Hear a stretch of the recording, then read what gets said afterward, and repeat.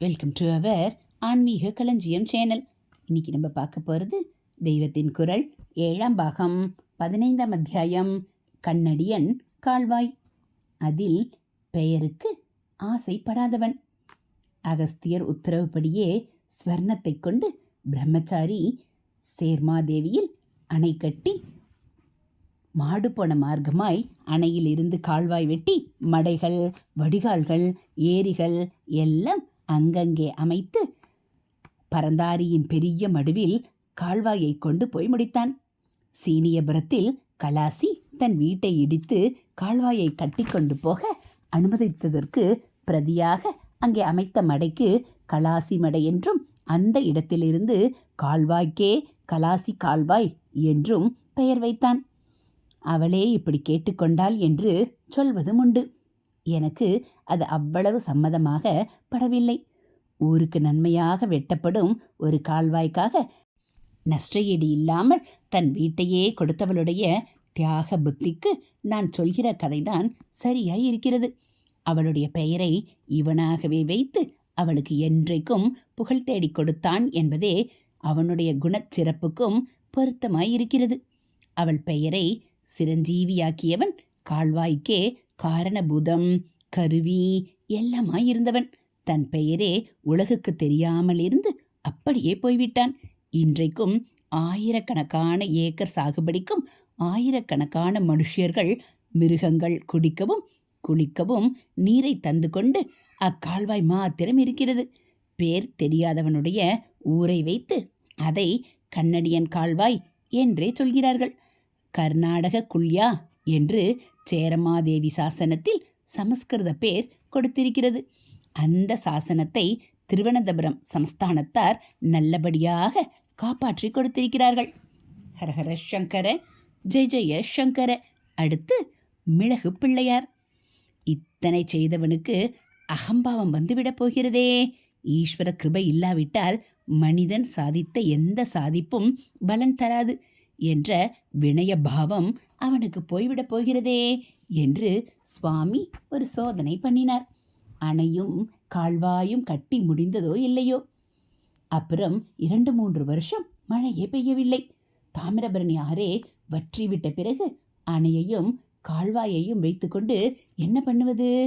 ஆச்சாரிய ஸ்வரூபமான அகஸ்தியர் மூலமே ஈஸ்வரனை உபாசித்த பிரம்மச்சாரி இப்போதும் அவரே தஞ்சமென்று அந்த சேர்மாதேவி தாமிரபரணி மணலில் தலைகீழாக நின்று கொண்டு பகீரதன் மாதிரி தபஸ் பண்ண ஆரம்பித்தான். தன்னுடைய பிரதிக்கிரக தோஷம் போக வேண்டுமென்ற எண்ணம் கூட போய் உலகத்துக்கு உபகரிக்க வேண்டும் என்பதற்காகவே வீடு வாசல் பிள்ளை குட்டி எதுவுமில்லாத ஏகாங்கி கட்டை இப்படியெல்லாம் கஷ்டப்பட்டான். அகஸ்திய பிரத்யக்ஷமானார். சோதனையில் தேறிய அவனை சிலாகித்தார். அங்கே ஒரு மகா கணபதியை பிரதிஷ்டை பண்ணினார்.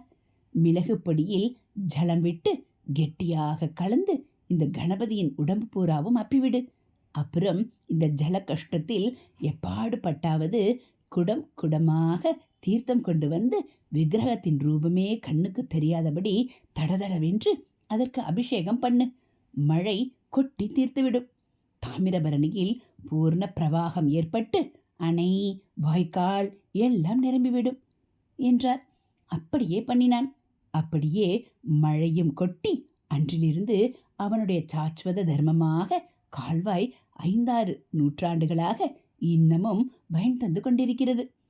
அகஸ்தியர் அனுகிரகித்தபடி ஆசந்திரார்க்கம் அவன் கீர்த்தி இப்படியே நிலவும் என்பதில் சந்தேகமில்லை. இப்போதும் எப்போதாவது மழை தப்பினால் அந்த சேர்மாதேவி பிள்ளையாருக்கு மிளகுப்பொடி காப்பு சார்த்தி அபிஷேகம் பண்ண உடனே மழை கொட்டி விடுகிறதாம். அங்கேயுள்ள வேத பாடசாலைக்கு பக்கத்தில் உள்ள கால்வாயின் மடையின் முன்னால் வருஷா வருஷம் மழை பெய்தாலும் பெய்யாவிட்டாலும் ஒரு நாள் மகா கணபதிக்கு பிரார்த்தனை நடத்துகிறார்கள். மிளகு பிள்ளையார் என்றே அவருக்கு பேர் சொல்கிறார்கள். அந்நாளில் விலைவாசி கூலி எல்லாம் குறைவாய் இருந்ததால் கால்வாய் கட்டின பிற்பாடும் பவுன் மணிகளில் பாக்கி இருந்தது. கால்வாய் புறப்படும் இடத்தில் நதியின் ஸ்நான கட்டத்தில் சிவாலயம் ஒன்றை கட்டினான். அதற்கு சாஸ்வத பூஜைக்கான மானியமும் வைத்தான். அப்பன் கோவில் என்பதாக அது நித்திய பூஜையுடன் இருந்து வருகிறது. அப்படியும் ஸ்வர்ணம் மிஞ்சியது. அதை கொண்டு அந்த ஆலயத்தின் அங்கமாகவே அன்னச்சத்திரமும் வைத்தான். பிற்பாடு திருவாங்கூர் ராஜாங்கத்தாரும் திரவிய சகாயம் செய்து இந்த சந்தர்ப்பனை நின்று போகாமல் நன்றாக ரட்சித்து நல்ல ஸ்திதிக்கு கொண்டு விட்டிருக்கிறார்கள். ஹரஹர சங்கர, ஜெய ஜெய சங்கர. அடுத்து படிப்பினை ஒருமைப்பாடு.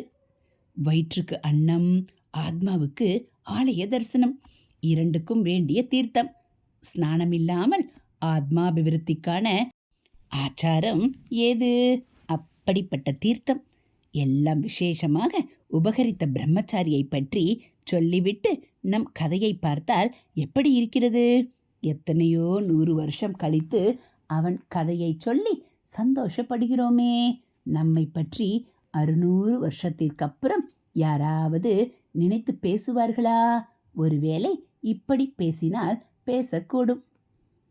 இன்டெகிரேஷன், ஒருமைப்பாடு, ஹாஹூ என்று ஓயாமல் வாய்ப்பந்தல் போட்டுக்கொண்டே இந்த பேச்சு ஜோடனை எதுவும் தெரியாமல் அதற்கு முன் 1000, 10,000 வருஷங்களாக எல்லாரும் ஒரே ஈஸ்வரனின் குழந்தைகள் என்ற பொதுவான மதாபிமானத்தில் ஒன்றாக சேர்ந்திருந்த அத்தனை ஜனங்களுக்கும் அந்த அபிமானத்தை போக்கி காட்சியபிமானம், பாஷாபிமானம், ஜாதி அபிமானம் என்று உண்டாக்கி ஒரே அடியாக பிரித்து பிரித்து வைத்தவர்கள்.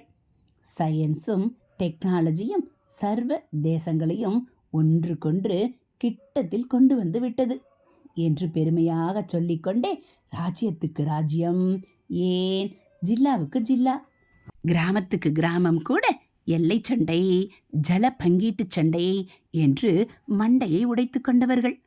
என்று வேண்டுமானால் நம்மை பற்றி பேசுவார்களோ என்னமோ. அப்படி ஆகாமல் இருக்கத்தான் கன்னட வாசனையே இல்லாத தெற்கு கோடி தமிழ் ஜனங்களுக்காக ஒரு கன்னடக்காரர் மலையாள ராஜாவின் பொருளை கொண்டு மகத்தான உபகாரம் செய்த இம்மாதிரியான கதைகளை சொல்லி சொல்லி மனசில் பதியும்படி செய்வது. ஹரஹர சங்கர, ஜெய ஜெய சங்கர, ஹரஹர சங்கர, ஜெய ஜெய சங்கர. மகா பெரியவாச்சரணம்.